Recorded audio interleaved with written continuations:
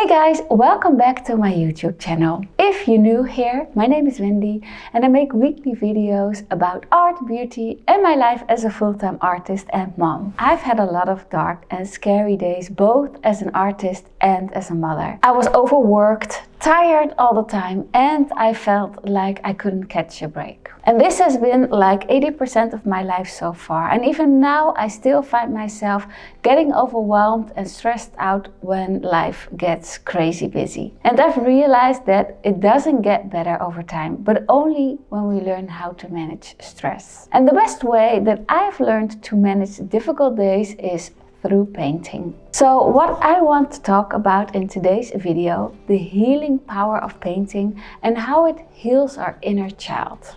Because if your inner child continuously feels stuck, fearful and hopeless about the future, then this can lead to anxiety, depression and other ailments that may hold us back from living a happy, fulfilling life. And as a disclaimer, I am not a therapist, psychologist or professionally trained in mental health in any way. If you're experiencing anxious or depressive thoughts, then I encourage you to talk to a therapist so you can get the support and guidance you need. So with all that being said, be sure to give this video a thumbs up and subscribe for more weekly content.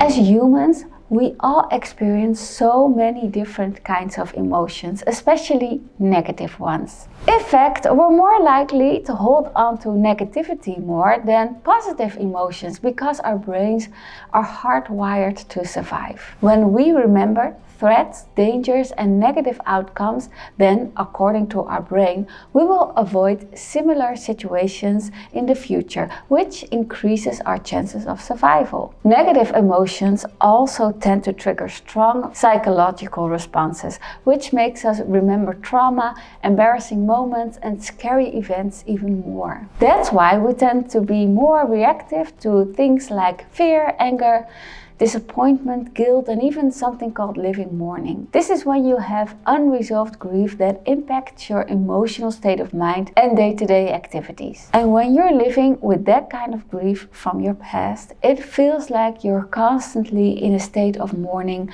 when you feel like life will never get better. Now, living mourning can come from trauma, PTSD, childhood issues, a chronic illness or the loss of a loved one. But it may also come from feeling like your life isn't going anywhere, like you're stuck on a hamster wheel running in place. And in that case, it feels like you're mourning the person you could have been or should have been. Which, by the way, there is always time to change your life and become the person you were always meant to be. But I understand that in the moment it definitely doesn't feel that way, and I can relate to that from my personal experiences. I've had so many days where I felt lost, down on my luck and hopeless about where my life was going. But I noticed that riding these waves felt more like a roller coaster ride.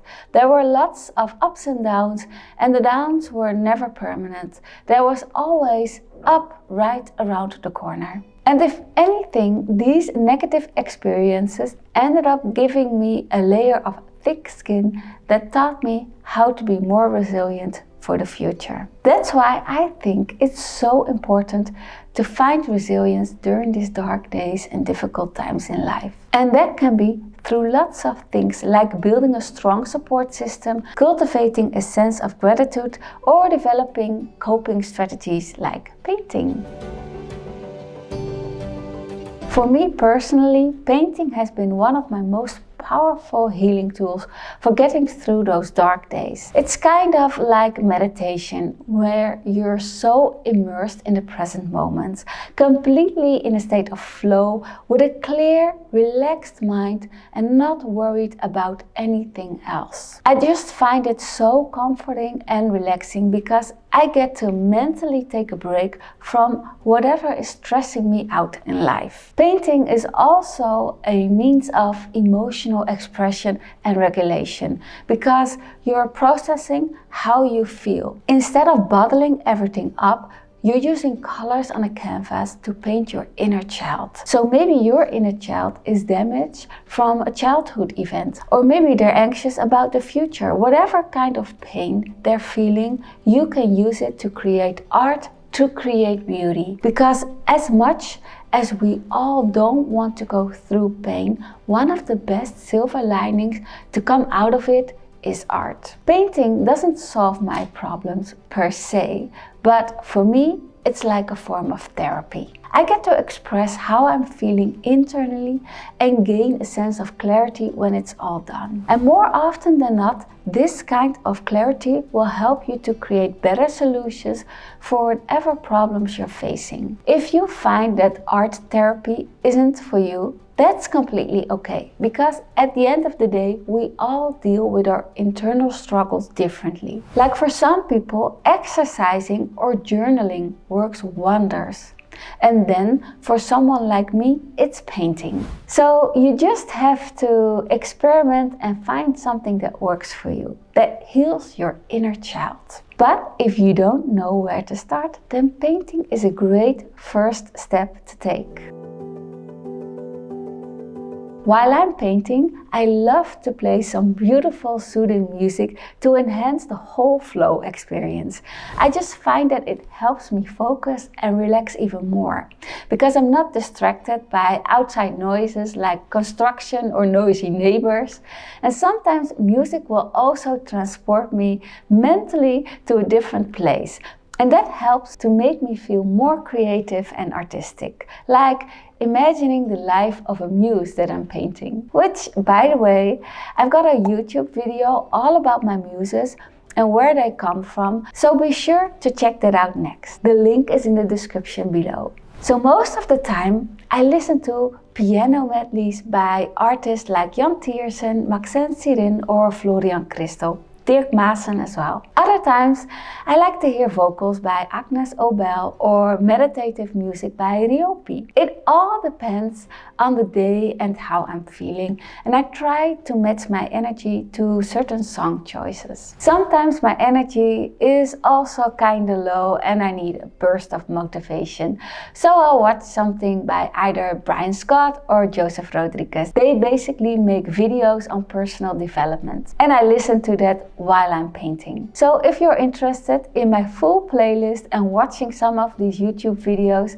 I will leave them all down in the description below. And be sure to leave a comment telling me who your favorite artist to listen to is. Now, aside from music, some of you have also been curious about my book list, so I thought I could answer some of your questions about them here. I personally love books that are aligned with the esoteric, spiritual or metaphysical genres because they feel very purposeful and motivational. It's kind of like having a mentor for free because you can learn so much about a topic from an expert, and with that knowledge you can then grow as an artist and as a person. So definitely read as much as you can, whether it's digital books on a Kindle device, physical books or articles on the internet, because you're investing in yourself rather than wasting your time on junk media. So let's get into the first question, which is, what are some of your personal books and how have they helped you grow?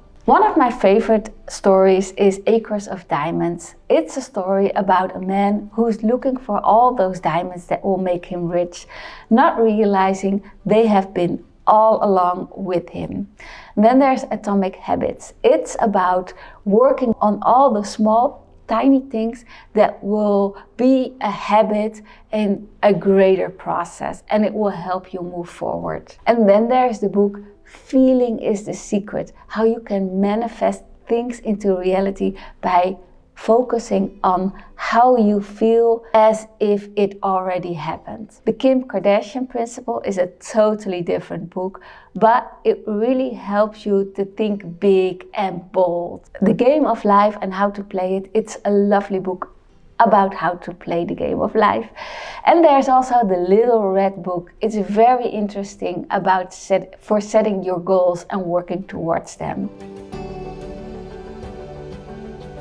I think the biggest lesson that I've learned from all those books is to believe in yourself, to focus on the things that you can change, to do small things, think big, but then go back to smaller steps and work on all of these steps and know that this will ultimately bring you to your next level. And every level is one up until you reach your final goal. One of the most important things is when you're feeling down or when you're feeling lost, to focus on your feelings, meditate, or lay down on your sofa, even on broad daylight, close your eyes and try to organize your thoughts and feelings. Focus on what you're doing it for.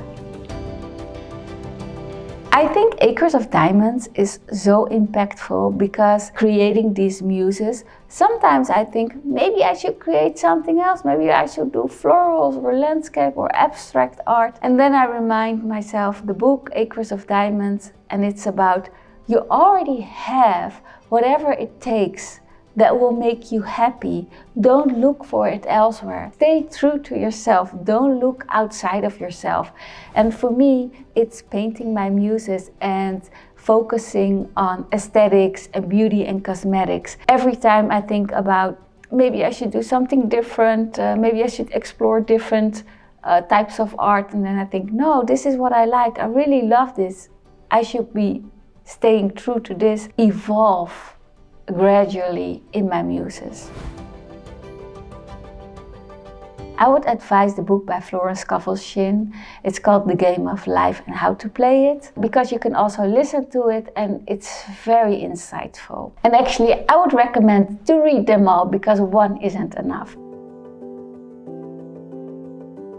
I did become more hopeful about my future, and because I've read those books, I learned that there are so many more people who are dealing with the same problems, which gives some of relief, but also it gives you strategies to cope with certain problems and thoughts. So they really helped me. I will leave my book list in the description below, so be sure to check them out and make a goal for yourself to read at least one of them. To me, this was such a fun video to make. Thank you so much for watching. I hope you will use painting or art therapy in general to heal your inner child and find a sense of purpose and happiness in this world, because you deserve it. If you found this video helpful or interesting, be sure to give it a thumbs up, ring the notification bell for more videos, and follow my channel and Instagram page, Wendy Buiter. I also have lots of different courses on wendybuiter.academy to help you gain confidence and learn how to become a full-time artist.